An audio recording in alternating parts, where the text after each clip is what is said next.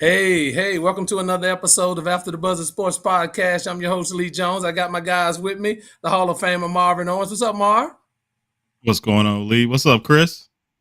What's Yeah, up, back guys? by popular demand. Back by popular Yeah. demand. Uh, our guy, Chris Sawyer. What's up, Chris, man? How you been? We miss you. Hey, guys. Good. Glad to be back with you tonight. Missed you guys, but you guys are killing it every week anyway. But see if I can help you out a little bit this week. Well, we know you can. We know you can. We got hot topics today that we want to go into. This show is titled Caitlyn Clark, the WNBA. Is it all about race? And we really want to jump into it. I know it's been a lot of things that have went on this week. This is still a very, very hot topic, and we wanted to really take the time and just go through it, dive into the many aspects of this thing with Caitlyn Clark, the WNBA, and talk about race, or is it something else? And associated with race. So we're going to talk about that. We want to talk about if the WNBA looks to promote only white and heterosexual women. Let's jump into that. We're going to also talk about Cameron Brink's comments about white privilege to some of the players in the WNBA. Cheney Carter harassed at a hotel in Washington by a Caitlyn Clark fan. I want to jump into that. Geno Auriemma's comments about Caitlyn Clark being targeted and some other things that he said. I want to talk about that. Asia Wilson's historic start. She's been tearing up the WNBA. I don't think she's getting enough shine about this. We want to talk about that. And then we're going to recap, of course, the NBA Finals and talk about Bob Hurley potentially taking the Lakers job. So Marv, I want to jump into it, man. Look, the WNBA, the draft, 2.4 million people watched the draft. Caitlyn Clark's first game, 2.1 million, followed up with another 1.7 million fans. I mean, ESPN, ABC, Ion, all having record viewership. It's been great. And you have to be honest. We all have to be honest that Caitlyn has added a great deal to that viewership. And really, as we've talked about in previous shows, could be considered the reason why that's happened. Marv, I want to come to you, but in promoting the league, the first question I want to ask: does the WNBA have a stereotype of the person that they want to promote? And is that stereotype a straight white female? What do you think about that, Mark? That's a loaded question that you asking here, but I think it's one that we need to probably broach here because Caitlin Clark is everywhere. You can't really Yeah. escape it. Um, I think it's a twofold answer to be quite honest with you. The WNBA is a business. It's a huge entity. It's a corporation that is in the business of making money. So if you're in the business of making money, Caitlin Clark is good for business. So Yeah. from that perspective, I can't fault a business model that is jumping on the back of something that is very polarizing, that is galvanizing different sides and different sections of this country. It's good for business, and it's good for business because we're continually talking about it. So from a business perspective and a business model, sure, I can't be mad at the WNBA for what they're doing. I think the second kind of part of this is that I think that it's the wrong questions kind of being asked of this. It's, are we ready for this? Right? I think that's more of the question because I watch the WNBA and I watch women play a game that is a really really physical game. Basketball is a physical sport, right? And it seems that now that we've gotten a new fan base and people are starting to pay attention to the WNBA, we're acting like the things that are happening in this league haven't happened for 30 years, and they have. So the question becomes, and men, we drive this conversation. Everybody losing their stuff on media is men. Charles Barkley, to Geno Auriemma, to all these other people. It's all men who are losing their, whatever you want to call it, about Caitlin Clark and how she's being treated. But the same things that we value in men's sports, the toughness, the ability to get into people's heads, the ability to create, mismatches and take advantage of things that make you better. We celebrate that in the men's game, but for some reason when we see women do it, it's an issue. And I think that says more about men and the way that we the way we stereotype women, the way that we see women in this sport, and we'll kind of get into this a little bit deeper about the way men see women playing a very physical game, and some of the things that kind of come from it. But are we ready for the conversation? Because I think the WNBA is fine. I think they're ready for the conversation. I think they've moved beyond it. And I think the person who has handled this probably the best is Caitlyn Clark. She doesn't address it at all. People try to bait her into having conversations about this. She doesn't address this at all. As a matter of fact, the last time she said it, she said, yeah, I didn't like the foul, but it is what it is. It's what happens during the height of competition. And anybody who's played at a high level, I don't care if you're a man or a woman, this is what happens. So I don't know if we're ready to have this conversation about women's sports because everybody losing a proverbial SHIT about it. And I find it kind of silly, to be quite honest. Who are they promoting though, Marvin? The question is, there's been a lot of great players, great players that have come through for the WNBA. I mean, a long line of Anetscu, Sue Bird, she's come along. All of these great players that have been part of the WNBA, and I'll go to you, Chris, because we haven't heard from you in a while, and I want to get your opinion. I'm interested in your opinion about the league, and if you think the league has focused on the promotion of heterosexual white women. Let me give you a comment before you speak, Chris, what Sue Bird said in her documentary and her book. She said that when she came into the league in 2007, her people told her that she needed to represent the straight girl next door persona so that she can be marketed in a positive light. And she said she was very uncomfortable with that. And when she was 21, that was 2007. She came out in 2017. But that was what was told to her coming into the league.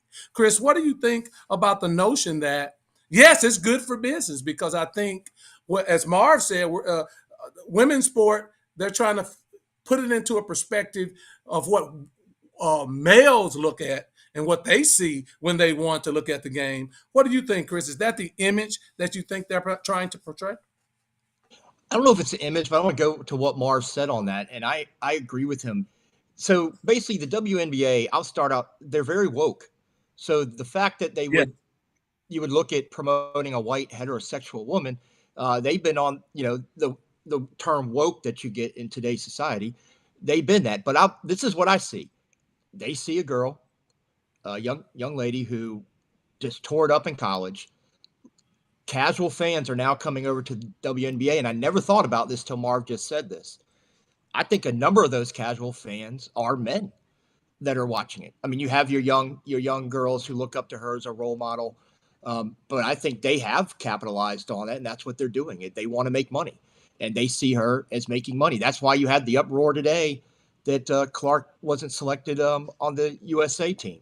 I know that's another subject maybe for another day, but they're really taking advantage of making the money. Lee, you spoke about, and I know you're going to talk a little bit more about it, so I won't get into the numbers per se, but the percentage is unbelievable.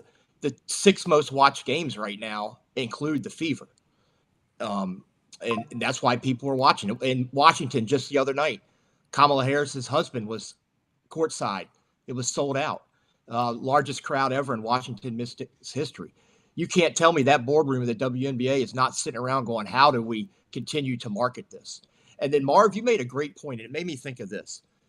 So, Lee, you did this with me years ago when we started sports at an institution. One of the sports was women's soccer. I never knew how physical women's college soccer was. They warned me, but I didn't believe them. So you're right. It's a physical game. And people, as you said, Marv, I don't know if they're ready for it. I mean, it's going to be physical, and these veterans are going to knock her around. I mean, this is their league, that they feel like they've built, and they have somebody coming in. Now, is Clark going to grow and be a part of that and keep that league going? Yeah, I think she is. I mean, I don't know. The novelty may wear off, but I don't think so.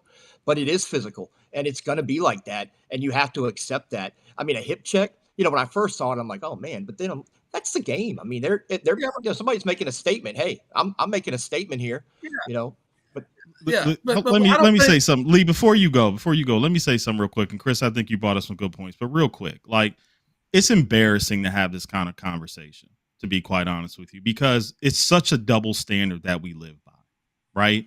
Like, why can't the WNBA be normalized? And you say something in popular culture because it's been around for 30 years. You know why it's not? It's because men make comment about women playing a really physical sport and they call them lesbians and they call them all these different things that they want to call them. And they don't normalize the grace and the ability that these young women play with.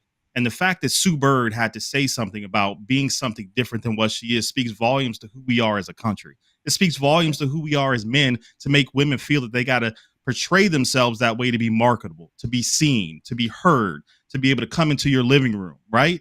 Like, that's the part of this that's really uncomfortable. And we should be embarrassed that we have to have this conversation that people can't be who they are, that play a really physical sport, but they gotta placate to men sitting in a living room because they feel a certain way about what they represent on the television screen, right? Like, it's as men, we got to do better. And it's embarrassing to sit here and have a conversation about the fact that women's sexual orientation or who they are or what they do. I don't care what anybody does outside of the basketball court. That's your life. You live it however you want to live it, right? But at the end of the day, this still is a business. So don't conflict the two. Business is business. Personal is personal, right? We don't say this about men. We didn't say this when Dennis Rodman was dressing up in gowns and riding in on motorcycles and signing books in a wedding dress. Nobody said that about Dennis Rodman. Nobody said it when he was out there knocking Karl Malone in the crotch and Draymond Green was stepping on people. We call them competitors, but we call women thugs. We call them all the other things. Yeah, we know it. Clay Travis, the founder of Outkick, this is his comments, not mine. He said that Caitlyn Clark is being discriminated against in the WNBA because the league is a lesbian league and it's 70% gay. Now, that notion has been defunct. But again, we're living in red and blue states, Marvin, to your point. In an ideal world, yeah, we wouldn't have that. But we do. And to your point about business, when you talk about business, what's good for business is promote. We've had 30 years. We've had 30 years of the WNBA. And now we have, and as Sue Bird said, I didn't say it was Sue Bird who said it in 2021, how the league perceived things back then and up until now. It seems that way because the league hadn't been promoting a lot of African-American women to the point, and then Caitlyn come along, and it was a perfect storm for her WNBA success. College success going into the WNBA. So it's a great point. But we have to look at these things because, hey, it's nothing wrong. Let me say this, and from my perspective, there's nothing wrong with what Caitlyn Clark is doing, the promotion, the marketing of her, or any of that stuff. But the reason I wanted to pose that question is that there is a whole league, and we have 30 years of experience and knowledge about the league that says that that's the WNBA's focus. And then when Caitlyn came along, she just blew it out the water. I'm going to read some of these comments real quick. Dr. O, right? Bill Maher just called them lesbians on his show. Sandra Keaton, even though it's women's sport, the physical was always there. Vincent Line, no. NFL is no different. A man cannot be open. And a very good point. Very good point, Vincent. Dr. O again, right? He said that they're a caddy because they're lesbians. So those are the things we have to. Just, go ahead, Marv. Go ahead. Good point. You brought up an interesting point, Lee, from a promotion and a business perspective. So I'm gonna go back to the business side of things. Business is fluid, right? Like it's ever changing. So to act like the model in the WNBA is the same that it was 30 years ago is pretty silly for us to think that way, right? With the advent of the NIL and social media and all the things where you can create a brand, you can become a villain, you can make something of yourself that most of the women from Lisa Leslie to Tina Thompson to Cynthia Cooper to Shamika Holdsclaw, we can talk about all the greats that came through, didn't have the platform and the business savvy that the women do today coming out of college because they have so much more power. So from a business perspective, that's you strike while the iron is hot. So this is a whole new model that women are coming into the WNBA with. So for us to say that they're promoting, in this way, well, it's business and it's fluid and it's the way the business in the WNBA works now. And there's nothing wrong with that. I see Candace Parker all over it. I see Asia with commercials. I see plenty of black women with commercials. I see Sue Bird, the young lady from the New York Liberty, and Asia in a commercial together. I see plenty of them. So I can't sit up here and act like all I see is white women on commercials when it comes to the WNBA. I just don't think that that's really true. Well, Marv, let me say this. I think there's some truth into that. The fact that there is you look at Sue Bird is on every commercial and every game. They're on 36 of their 40 games are nationally televised. 36 of their 40 games are nationally televised. Let that soak in. And the fact that, hey, there are a few commercials, but it for the history of the NBA, and you have all the greats, the Diana Taurasi's, the Kelsey Plums, the Asia Wilsons, and all these greats. Certainly, from Sue Bird's comments, there's validity to that, and that was a focus. And even from then to now, you see it. So we can't be naive to say that that's not a focus, because certainly that is. And Caitlyn capitalized on it. I'm not mad at her for capitalizing on it, but I think we're naive to think that hadn't been a focus of the league. I want to yeah, because the league is in the business of making money, and it's naive for us to think that they're not in the business of making money. So if she can make us money, if you were running the league, you would do the same thing. So I want to flip this and ask both of you a question, and any viewers that are out there, I want to ask you guys a question, right? So can we get a grip here when we talk about this? So let's just say, for instance, that it's true that every WNBA player hates Caitlyn Clark. They hate what she stands for. They hate that she's getting all the popularity. They hate that she's getting all the attention because she hasn't proven anything, right? So what? Isn't that what makes sports great, right? That's the thing that we value in the NFL, in the NBA, and all these other sports. Why don't we value that in women's basketball? Why is this a big deal? Because we all know, we'll get into this later, that there's a rite of passage when you come into professional sports, whatever it is. Rookies get this all the time. Why is this a bad thing? Why do we see women and it get the attention that it gets for something that we celebrate on a daily damn basis when it comes to every other professional sport that we watch? I mean, why? I agree, Chris. Are you an avid WNBA watcher? Is it something that you watch? Are you a casual fan? Talk to us about your viewership of the WNBA and why. Last time I watched the WNBA was when ODU's Tisha Penicheiro played in the WNBA. That is the last time I watched it. The only reason I started watching it because the three of us started talking about Caitlyn Clark. Honestly, I didn't pay attention. I have my certain sports that I'm into, and that's that. And now here I am. I know who Asia Wilson is. I'll be honest. I know who she was, and that's just me. Call me ignorant, but I don't follow the WNBA. So I had no clue. I didn't know she did all this stuff because I don't follow it. But here's what I say too. Why, Chris, don't you follow it? What is it? Is it that you're not that big of a basketball fan? You're not that big of a women's basketball fan? Why haven't you been following it as much as, say, some other people have? Yeah, I mean, I'll tell you, as a guy who stats men and women's games for a living in college, it's the pace and the speed of the game that it was the difference for me. As I watch basketball. But I do want to address Marv real quick. His question. Or I guess what I would say is, as far as if they are, it's their business. But the haters on Clark, she's white. You can't blame her. I mean, that's not her choice. She chooses to be heterosexual. That's who she is. I love that she's not on social media. She's not responding to any of this stuff. She's just going, she's just playing. You can't blame her. Yeah.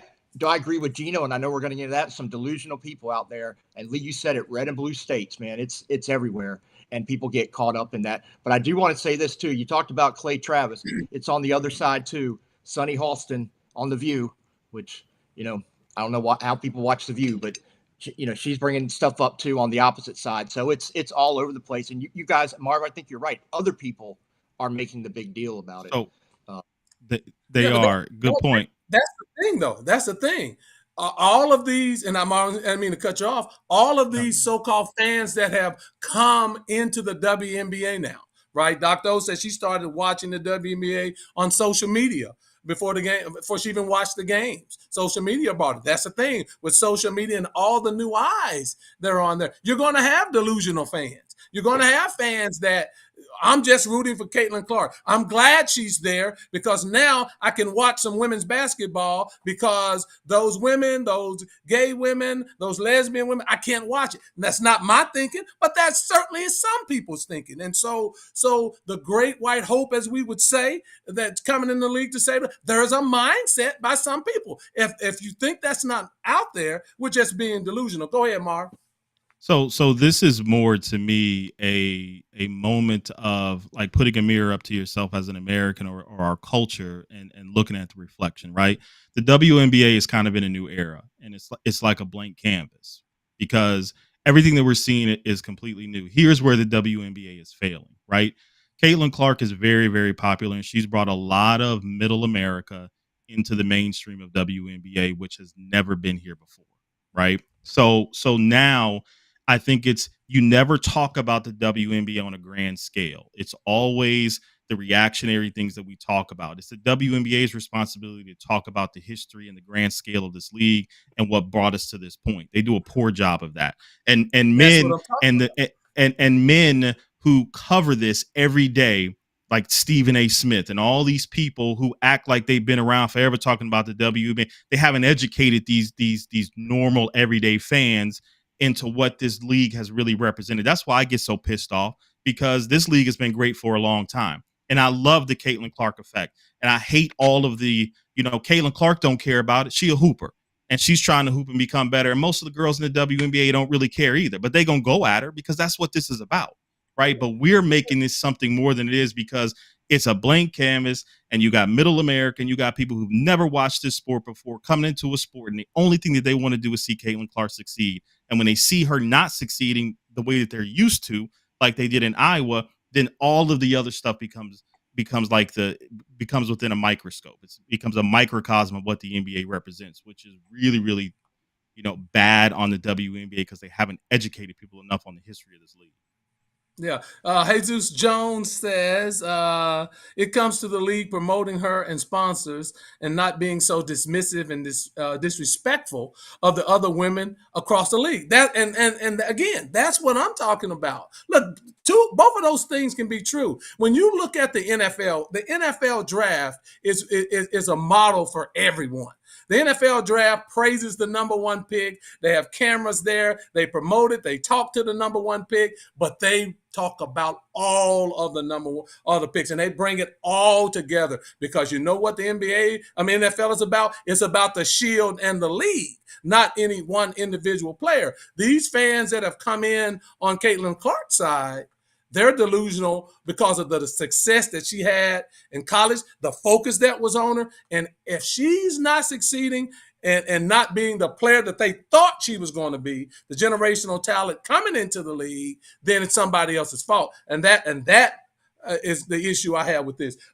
Cameron Brink made some comments that there is privilege for the younger white players in the league, Marv. When we talk about privilege, and she talked in glowing terms of some of her teammates, but she said she's a white, straight, heterosexual female who dresses feminine, right? And some of her players are masculine. And she said, now she did say she wants to get a place in the league where there is no distinction. But Marv, we know we're not there. So what are your thoughts about Cameron's comment, Marv, and then I'll come to you, Chris, on what she said, and how do you think that resonates? I don't think it resonates at all. I just don't really care about her comments. I think it's comments from somebody who's a minority in a league that's 70% African American, who is being very aware of where she is at this point in time and being very aware of where this country is at this point in time. And she was stating something that's very obvious. So she wasn't saying anything that nobody who follows this league or any other league or any other business or any other entity in this country that doesn't already know. So for me, I could care less what she said because it didn't really hold any weight for me because it's basically common sense. This is what we see on a daily basis. So, I'm glad that she said it. Great, good for you, but whatever. Okay, Chris, what are your thoughts? I think Mark summed it up there, whatever, because that's what a lot of people kind of think about what she said. I had break it down into two areas for her. Number one, we talked about this before we went on the air. if you look at part of her comment, she's talking about, being feminine and the way she looks versus her teammates, masculine. I mean, to me, that's a stupid comment. Just going to say right there, that's dumb. Now, the thing she did say that I thought was good, her and Caitlyn Clark came in. There's lots expected of them, but they got a lot to learn. They're games that they haven't scored well in. They haven't played well in, and they've got to grow with the game and learn. I like that attitude. I don't know if she's trying to just insert herself into the conversation, but yeah, I didn't think her it was needed. I didn't think her comments about the way players look or dress or anything like that. I mean, to be honest with you guys, go on Google and look up. I remember when Caitlyn Clark was getting drafted, how many searches on Google there were for, does Caitlyn Clark have a boyfriend? I mean, some people didn't know if she was a lesbian or heterosexual. I mean, but Chris, but to some fans that matters, and I think we're still to some fans and to a lot of fans, we're in red and blue states. That matters, and we're naive if we think that doesn't matter in this equation.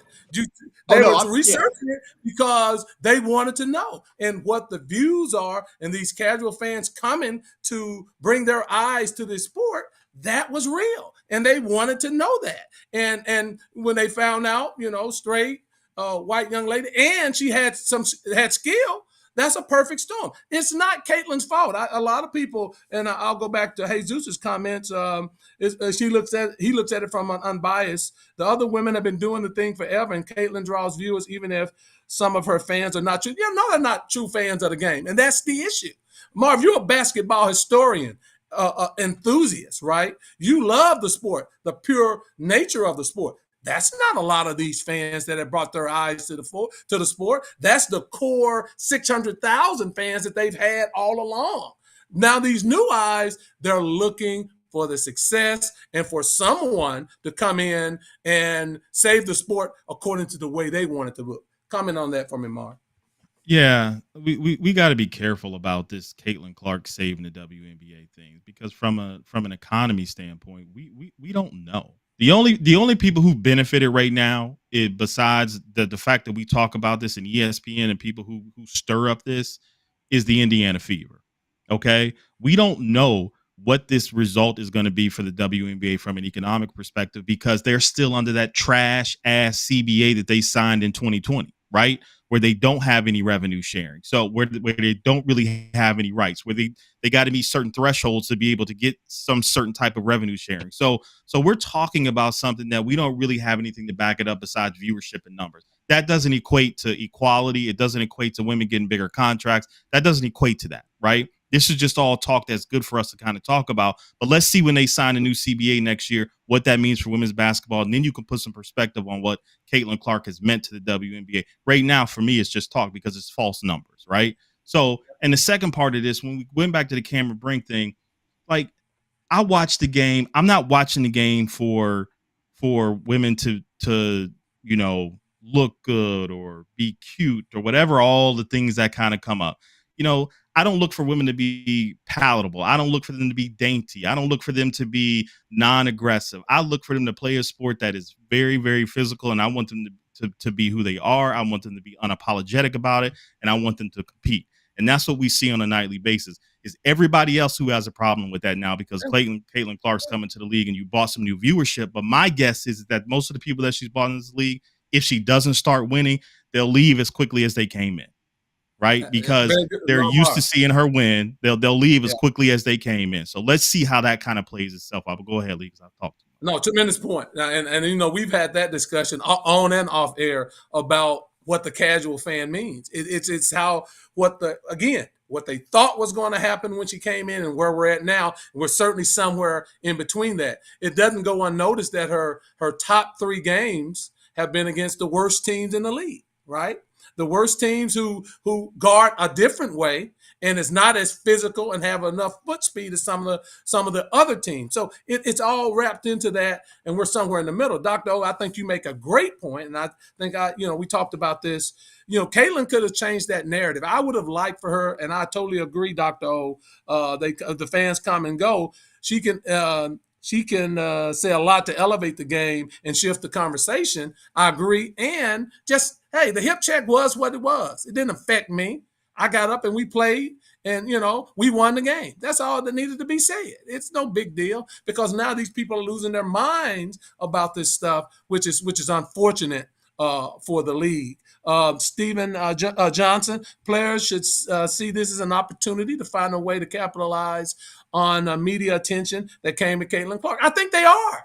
I don't see players, to your point, Marv, hating on Caitlyn Clark. I just don't see it. I see them playing hard against her. And look, if anybody saw Asia Wilson's face earlier in the week from the game that they played, where she had all of the scars and scratches across her face and bleeding, you know that league is a physical league, and you just have to adjust to that league. I want to move on. Cheney Carter experience. We talk about the rabid fans that are out there supporting Caitlyn. Experience harassment as they flew to Washington, D.C. A gentleman approached them in the lobby of the hotel with some racial slurs and homophobic, misogynistic comments about Ms. Carter. Again, how did we get here, Chris? What is causing this reactionary to a simple hip check, Chris? Well, because this political atmosphere we have these days, it's, there's all this stuff in society. We're talking about, white versus black right now. Are they promoting her? All these casual fans who Marv said don't understand the game. And then they become a part of this whole narrative, and it just blows up and blows up and blows up. I think it's ridiculous. It's a game. For somebody who, and I mean, Marv way more than me, but for somebody who's been around and hangs around basketball players all the time, they are human beings going out, putting it out. Lee, you said it. They're not mad at Caitlyn Clark. They're out there playing hard. They're earning their paychecks. They're playing. But you got these people who get so wrapped up in this that they cannot take the blinders off and understand what's going on. And those are the things that I think gives this whole thing such a bad rap. And then people start feeding. Hey, don't get me wrong, Clay Travis, I listen to him. Not on Outkick, but he's on another show. I listen to him. I didn't like his comment. All that stuff. People keep putting fuel on the fire, which enables people and encourages them to go do these stupid things. Who has time to do that? I mean, honestly, and why? Yeah, Mark, what are your thoughts about? It sells, Chris, and I think you make a good point. Like, controversy sells, and division and dividing people amongst each other within certain groups, it's good for business, and we fall into the trap every day, right? So sports is one of the only places where I've been a part of that you really didn't think about color. You thought about competing, and you thought about the guy next to you being accountable and you being accountable for him. And it was one of the only purest places that I've been part of that it just didn't really matter and you didn't see it. Some of my best friends don't look like me, right? And it's unfortunate that Caitlyn Clark, she didn't ask for this, okay? Like, and I know, Dr. O, I typically ride with you, but asking her to make a statement about something that she never did ask for. She's not the spokesman for the WNBA. The WNBA made her this because of a business model that they're trying to follow and capitalize off of. If you want to do something like that, then make sure you get all the stars together to make a statement about how they feel. But why do women have to do that? That's the question. Like, that's what I keep trying to come back to. Like the like Taylor Swift said in one of her songs, players gonna play, right? They just want to play. They just want to hoop. And that's what they do. But for some reason, we feel like women owe an explanation to why they can be physical and unapologetic and strong and convey, all this strength on a television screen. Like, we're so scared of it. And I frankly just don't get it. I don't care what side of the aisle politics has no business in sports, but I mean, they're always going to be in sports because it's just what they do. But I don't care what side of the aisle you're on. I don't care if you're white, black. If you can hoop, you can hoop. If you can't, you can't. If you're ignorant, you're ignorant. That's white, black, whatever color you are. That's just kind of the way that I see it. But the conversation, we should be embarrassed by this conversation with some of these national pundits, the way that they bring this stuff up about Caitlyn Clark and all of it matters and hood queens and, middle America and all this. Like, man, it's just disgusting. Yeah, yeah. But we can't lose the fact, and I like to get back to this threat because, I mean, Marv, how many times have you been hip checked playing basketball? In the game, after the game, bumped. I mean, and for her in a different city other than in Indiana, in Washington D.C. to be threatened, that says a lot about how the act was viewed, and calling it criminal. Those have stereotypical um, comments connected to it. Calling it assault. Come on, guys, stop it, stop it. That's Look, politicians. They're asking, right? They're politicians calling it assault. Yeah, Angel Reese was assaulted more than Caitlyn Clark, if you want to call anything assault. So those type of things, we have to put it in proper context when we talk about the league and how people are viewing it, these casual fans that are coming here. Geno Auriemma says that Caitlyn Clark was set up to fail. He said she was set up to fail. She was set up by society.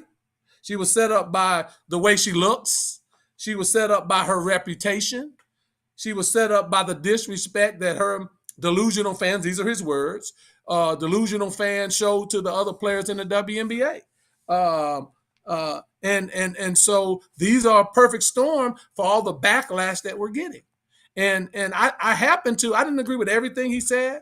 And I certainly don't, I'm not a big Geno fan. I'll put that out there. But certainly there's a lot of validity to that because people assume that she was going to come in scoring 30 points a night. People assume she's the 13th best scorer in the WNBA right now. She leads the league in turnovers. Those are facts. We're not making those things up. Those are facts.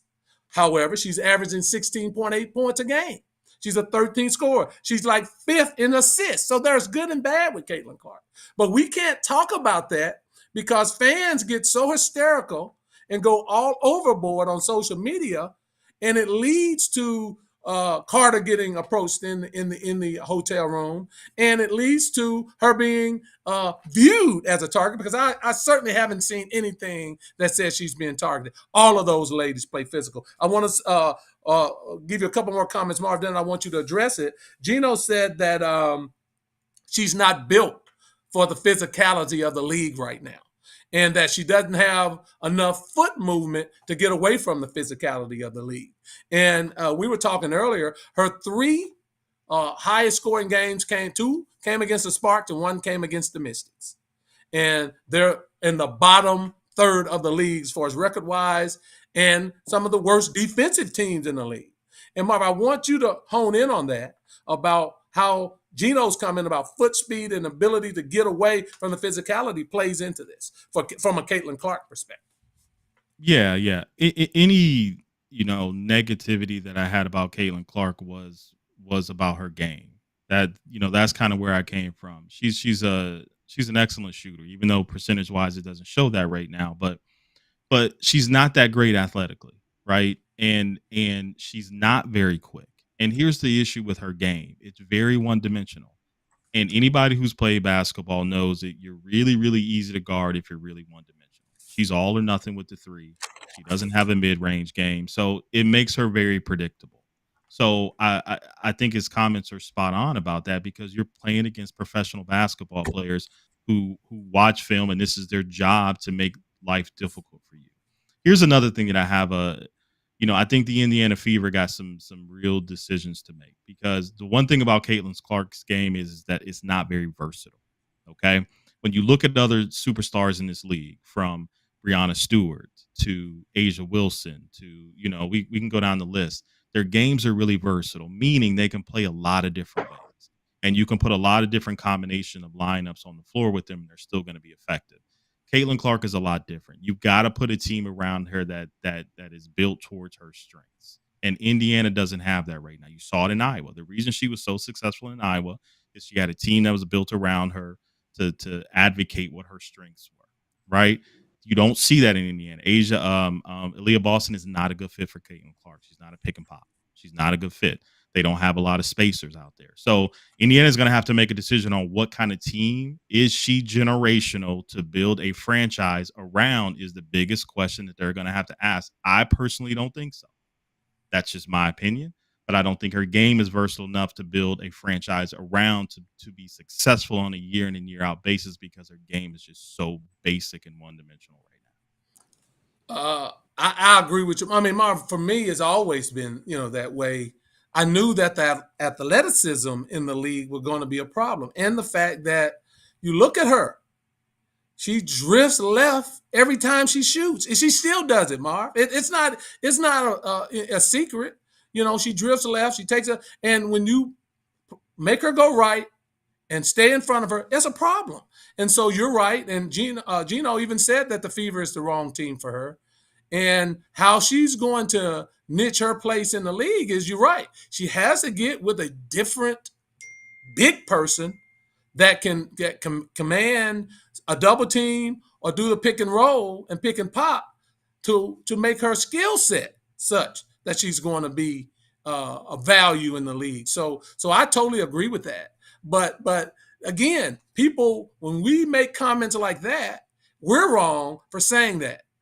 And when you and I think we're on the same boat, Marv, we didn't expect it to happen coming into this league. Now, it still may. She can build that, she has an off season, but foot speed, Marv, is hard, to gather. You just don't get that. Your game is what it is. You can improve upon it, but your game is what it is. And so we have to see how she's going to improve. Now, Chris, you brought up something earlier, and that I want to jump in here right now as well. Being left off of the U.S. Women's basketball roster, Olympic roster. Chris, what do you think about that? Well, I'm glad you asked that, because it goes into what I was going to tell you guys real quick. We talked about social media. If you remember, I don't know if it was her first game, second game, she picked up some quick fouls, was on the bench in the first few minutes of the game. People on social media are commenting, what are these referees doing? Are they idiots? They're going to knock the viewership down. Well, that's one of the things that was said today about the USA team. It's going to knock the viewership down. Now, last I looked, the viewership wasn't really down for the Olympics. I don't know. I have to go back, but I was looking this morning. I think it's those outside casual fans. I mean, right now they're saying it's the 12 best players to go in. And I agree with you guys. She's got a lot to work on. Everyone thought, casual fans, she's going to come in and just blow it up. I mean, look at Kobe Bryant. Kobe had to work his way up. I mean, Caitlyn's got to work on her game. I don't have a problem with her being left off the USA team, but I'm going to tell you what, you wait tomorrow morning when the 24/7 cable shows start and social media gets really back going. It's going to be all over there. It's already on there. I did a search on Instagram and X today, but they're going to talk about it. I don't have a problem with it, to be honest with you. She's a rookie, just came out, just graduated high school. I mean, college. There's plenty of Olympics. Hey Lee, we might need to backtrack here, because I see a couple comments, and I normally ride with Dr. O, but she's saying some stuff right now about Caitlyn Clark being silent and complicit with, and I know Dr. O is very careful about word choice. I know what she does, right? Like, I don't understand how Caitlyn Clark is complicit in any of this. I don't understand how Caitlyn Clark can control her fan base. Right. I don't understand why it becomes Caitlyn Clark's responsibility to use the right language to make us feel comfortable about the fact that she needs to be the impromptu voice for the WNBA. Complicit seems like a very strong word to me. Like she is being very calculated in. The only thing I've ever heard Caitlyn Clark say was being very appreciative of her opponents, of the challenges that she's had. She's never down talk to anybody. That's all I've ever heard from her. So complicit really struck me, Dr. O, because I know who you are, and I know, so that word kind of. Go ahead, Lee. I like Dr. O. That's one thing. I like Dr. O, and I agree with her. Initially, and Mark, we had this.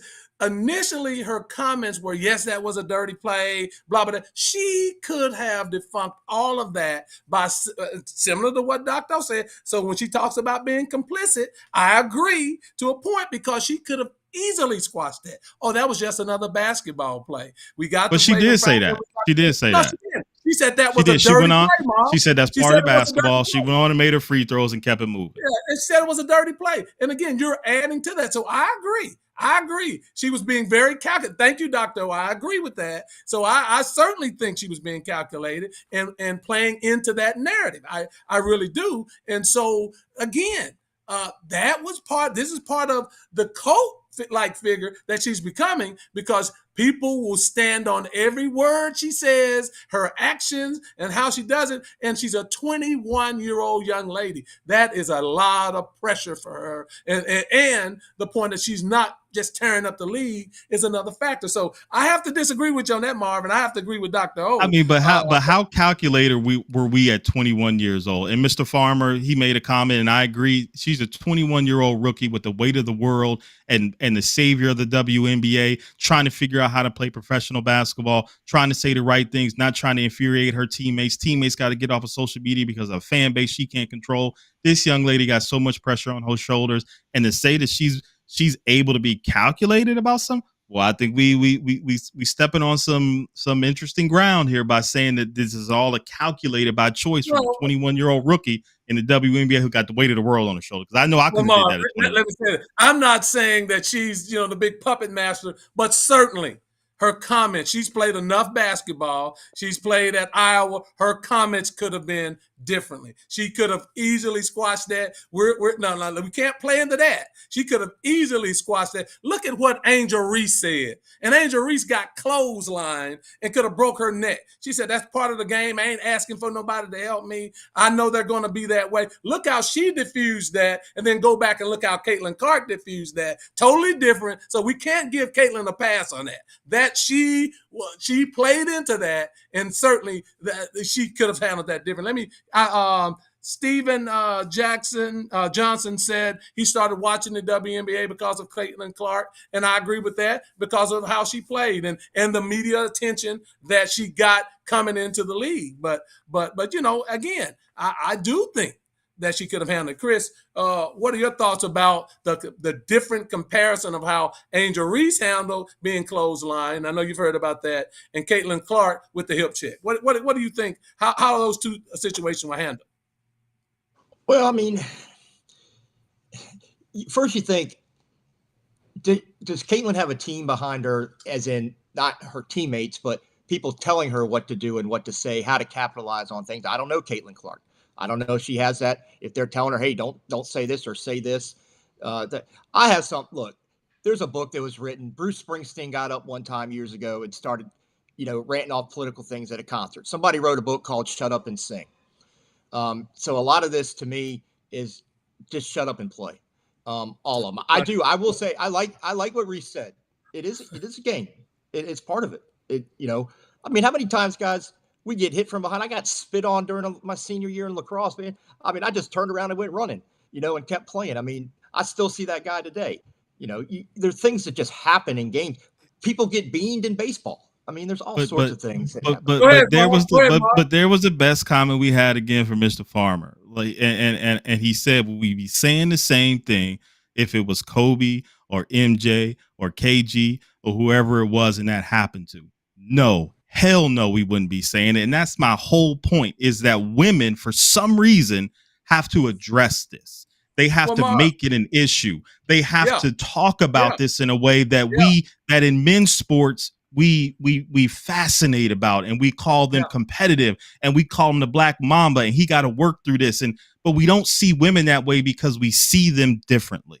And that's the whole point. And that's the whole point that I try to make is that why do we see them that they don't need protection? Caitlyn Clark don't need an enforcer on Indiana, no more than Steph Curry needed on Golden State.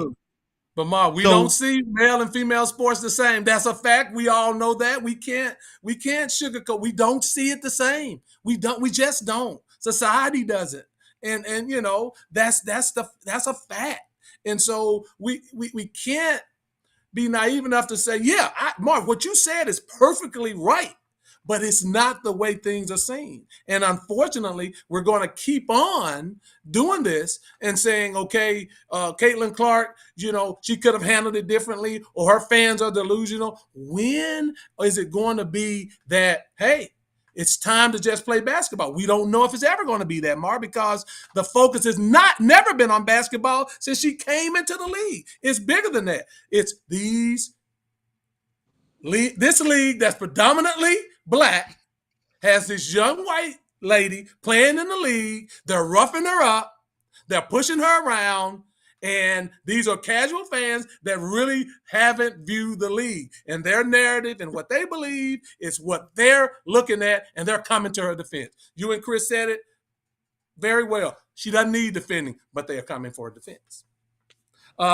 Steven Jackson, I believe Angel Reese is as good for the league. They both brought me into the league. Great point. But Mark, we're not going to change that narrative, because the fans that have come into the league didn't come in the league for that. They didn't come in the league to view the WNBA. They came in the league to follow Caitlyn Clark. Those are two totally different things. They didn't come in the league for that, because if they did, they would have known some of these other great stars. What are your thoughts about that, Mark? And then we're going to move on. I mean, it's very valid what you're saying. I think it just becomes disheartening when you have this conversation, because we do see that the microscope is so different, and we have some great women's basketball players, and I love the game because I think it's the purest form of basketball that we have from a just pure basketball standpoint. And I do like to watch it, even though it may not be as athletic. And I know people love the dunks and the speed of the NBA, but for people who are purists, I love the WNBA's game. And it's just unfortunate that the canvas and the way that we view this game is so different, and the expectations and what women are able to do and how they are able to convey themselves on the court are so different than men. So it's just unfortunate, but what you're saying is true. I have to read Political Leo comments. The nation was built on racism. What sport's supposed to be different? They should have let Caitlyn Clark pick the Olympic team, because somebody winds up getting hurt, or a civil war erupts, someone winds up hurt. Absolutely. It's like, I mean, look, I can make a case for a couple of the guards that are on the Olympic team for Caitlyn being there. But two things happened. Caitlyn didn't go to the camp, right? She was in the tournament, so she didn't go to the camp, right? And those guards are experienced in international play. And so those are valid points too for Caitlyn Clark not being on the Olympic team. And you know who's ahead of the Olympic team. And if anybody gonna question her and what team she picked, you need to just stop watching basketball. This is Don Staley. So let's be real about this right now. And Don Staley has been the biggest advocate for Caitlyn Clark that we have, in terms of the way that she's changed the game. So trust me, this was about basketball, pure and simple. And it was about a team that can go over there and compete on the international stage. And Lee, Chris, it's completely different. And experience matters when you go on the international stage. And this team is stacked. Absolutely. Ricky Bobby said the WNBA sucked before Caitlyn, because people like her playing style. Maybe all of these dumbass black racist haters will learn from it, and instead of hating, hey, look, we value everybody's opinion. Even if you're a dumbass white person that's making the comments, I don't care. We value everybody's opinions. But I don't get into the race bait. I had to say that though, because that was disrespectful to the show. But if we don't talk about these things, I don't think we can grow. I don't think we can grow as a society. They can't grow as a league. Look, there's nothing wrong with Caitlyn Clark making as much money and being as promoted as much as anybody. That's her right. What I always say, however, is the delusional fans that are coming with her is causing this backlash that if we don't get it under control, the incidents like Cheney Carter that happened at the hotel, that could get out of control. And that's not good for the sport as well. Boy, some of y'all sure didn't have this energy when Mike wasn't speaking up. When Mike Jordan wasn't speaking up on no political issues or talking about race or the incarceration rate of black men or all the things that was going on in his area. Y'all didn't have this kind of energy when MJ was doing what he did. Yeah. Lee, saying. Go ahead, Chris. Get in there. I just want to address that. Look, I'm the white guy on the panel. I know you and Marv, there's a lot of things I probably don't agree with you guys politically, Absolutely. anything like that. But Absolutely. you got to put stuff out like that. I'm here having a conversation with two guys that I get along with. I don't care what color you are. We've known each other for years. And Lee knows my thoughts. I've known Lee for forever. But to say something like that, that's the problem, guys. That's the problem right now that's blowing this thing up. If you can't have the conversation instead of calling names, that's ridiculous. This has come from somebody, again, who is completely different on the political spectrum than you guys are. And that's great point. But I felt like I had to address that, especially for this show, which tries to bring everybody in together to talk. Absolutely. Tracy Johnson, Caitlyn is embracing her privilege. She allowing her fans to make her be a victim. Her silence is speaking volumes. Hey, Tracy, great point in my opinion, because you can shut some of that down, Marv. I haven't heard why is that her responsibility? But Marv, they're talking about her. I haven't heard her de-escalate anything. De-escalate. What is it that she needs? What is it that she needs to de-escalate? I'm not a Caitlyn Clark fan, but what is it that she needs to de-escalate?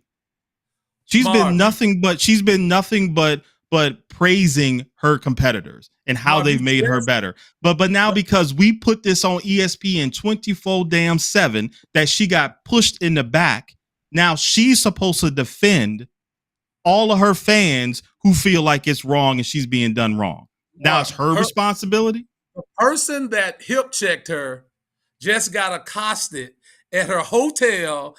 So now she needs to be in control of her fans.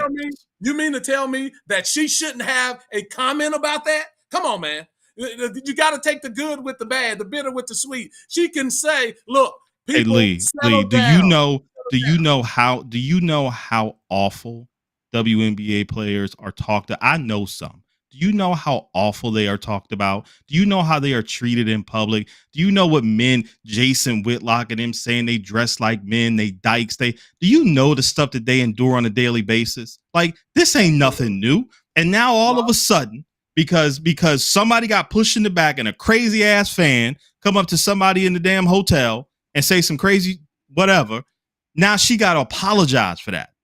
Marv, it's the number one item on every show that comes on. Yes, she has an obligation to address it, to diffuse it, to help bring the league on. You have to do that. And for her to just say, "Look, guys, Miss Carter and I, we're good. It happened. I'm moved on." She guys, said that. She said she doesn't deserve an apology. That's okay. So now what she said wasn't good enough. So now it's levels to the apology, right? Stop it. Now I can address it, but I'm not addressing it the right way. She has to address it, Marv. If she can calm the temperature down of these crazy people by some look. For much is given, much is required. She's been given this platform. She has to say something in regards to that to settle down the temp. I'm going to get a couple more comments in here. No, she can't be responsible for some crack job. Okay. Let's see. Political, Leo. It's a simple power dynamic. CC has all the power, and those other players are smart. They'll form another league, and it's not worth the potential loss of play. I doubt that. I don't think another league is coming. I think they can still grow this league, and it's growing. Guys, from 2022 to 2023, the league grew in viewership by 18%. It was growing even before Caitlyn got there. And look at the tremendous jump, 42% in the first part of the 2024 season. But we want it to continue to grow, and you have to promote all the stars, and you have to calm down this fever of everybody is picking on Caitlyn, and Caitlyn is a victim. She's not a victim. And like someone said, just let her hoop. That's what we want. I want to talk real quickly about A'ja Wilson, because A'ja Wilson's start has been historic. Only player to average 35 points plus 10 plus rebounds and 5 plus steals in an NBA single game. She actually has a record 36, 12, and 6. She's the only 3 players in the WNBA has ever scored 50 points. She's one of them, and she has a single game high of 53 points, right? She has NBA record 5 consecutive 20 and 10 games. This woman is tearing up the league. The Definitely going to be the MVP, Barb. And again, I need to see more of Asia Wilson. I need to see more. I need Asia Wilson to be talked about. I need Asia Wilson to be put up on that pedestal, and it's just not happening. And that's that. I think that's a symptom of the league. You're talking about Angel Reese and Caitlyn Clark more than the league MVP, which she should be the most predominant story for the league. Thoughts, Mar? Yeah, I mean, she's the best player in the NBA. I mean, WNBA. I mean, it's Asia and Breanna Stewart. Those are the linchpins of the WNBA, the two best players in the world, women's basketball players, and Asia is at a historic pace right now. You know, South Carolina's finest. What can I say? I've always been an Asia fan. I know who she is, know her family. She a baller. Period. Point blank. I got to disagree with the fact that she's not over it. I mean, Asia got all kinds of stuff going on. Okay, we might not see it, on a daily basis, but Asia's probably one of the most recognizable women's basketball players ever. She can go anywhere and people know who Asia is, and Breanna Stewart. So why aren't we talking about Breanna Stewart coming together with some business people to create a Big Three league? Why aren't we talking about all the great things that women players are doing? But we want to talk about the things that don't really matter. We want to talk about physicality because we don't like to see women be physical. Somebody needs protection, but whatever. Asia's a bad girl. So period, point blank. That's all I got to say about that.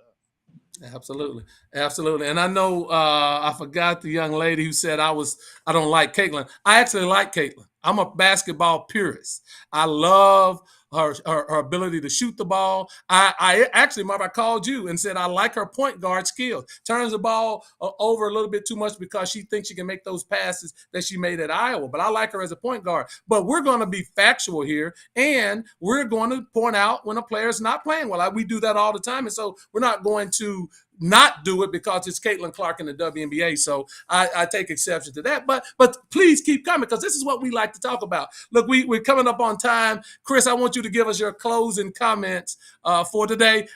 And then I want to ask Marv a question about the NBA Finals. Go ahead, Chris. What is your closing comments about what we talked about today? No, I mean, I don't think it's going anywhere. I think it's going to continue to be out there. And as the season goes, more will go. Now, I will say on the flip side, you got a Wilson. People are learning about her. They didn't know about her. Again, I admit, I'm the casual fan. I came over for Clark. 299% viewership up over last year in the Final Four. I mean, that's unbelievable. I watched it, and I watched it because you guys talked about Clark. I'm like, I got to see who this is because I'm not following it. But I think it's going to last. But I think it's a conversation that we can all have. But I do say Clark's helping with the fans and the money, but I hope in turn it turns into one of those things. Lee, you're being recruited. That scout goes to look at you, and all of a sudden he discovers Marv there. Didn't know about him, and so I see maybe something like that happening as more people get to learn about the WNBA.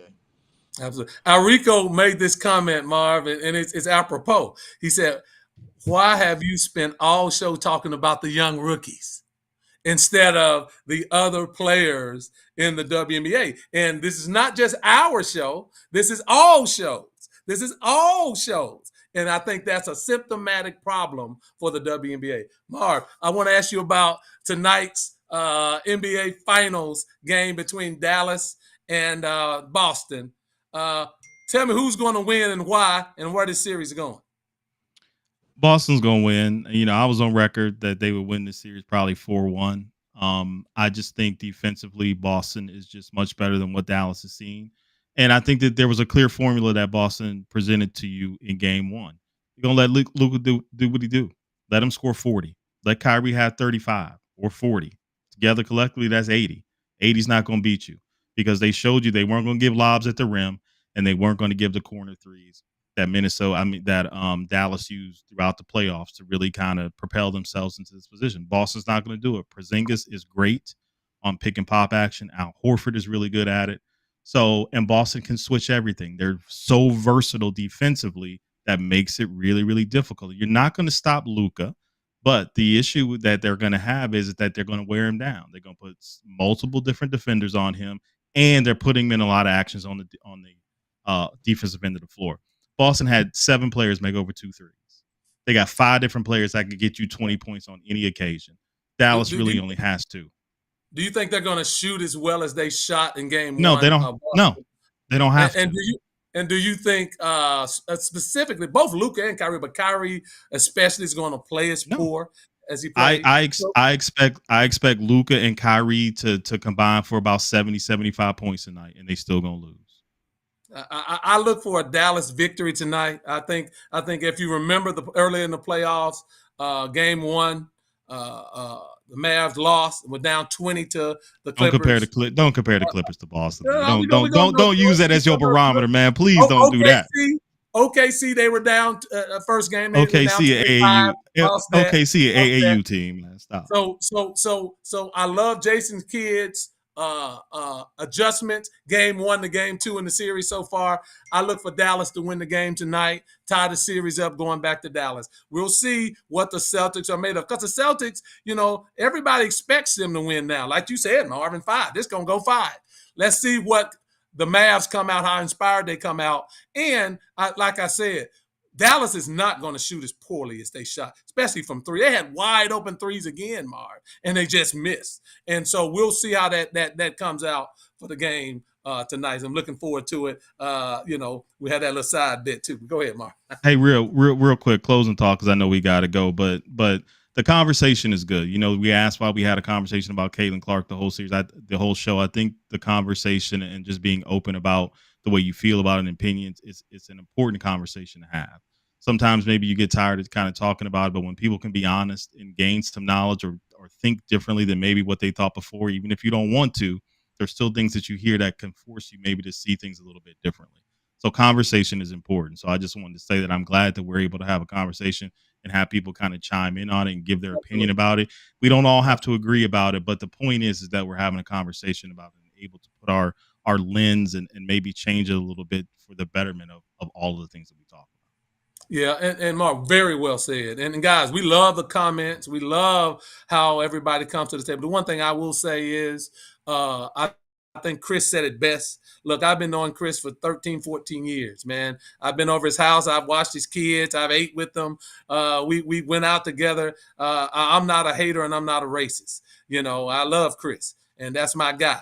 And so we can have a conversation and disagree, because Chris and I have disagreed on things before, but still move forward and do this. Last thing I want to say about the WNBA, the 10 highest rated WNBA games came between 1997 and 2000. Highest one being 5.6 million. They haven't scraped the top 10 when they had all the Houston Comets and the old New York Liberty, right? So the league is at a good place. It's starting to progress back up to the level of where it was at when Cynthia Cooper and Swoops and all those Tina Thompson played. That's a good thing for the WNBA. But I hope that they accentuate that entire league. Guys, we thank you again. It's been another great show. Hey, to similar to what Marv said, I think that this was a great conversation to have. Thank you, guys. Marv, don't take it up for lead then. Arike, I got you. Don't worry. I have my moments, but I feel you. Like I'll get back to myself. Don't worry. But we thank you guys. Hey, guys, please like, subscribe, tell a friend about us, make this journey with us. We'll be back on next week at 6 p.m. And we want to say good night. Have a good one. Go Mavs.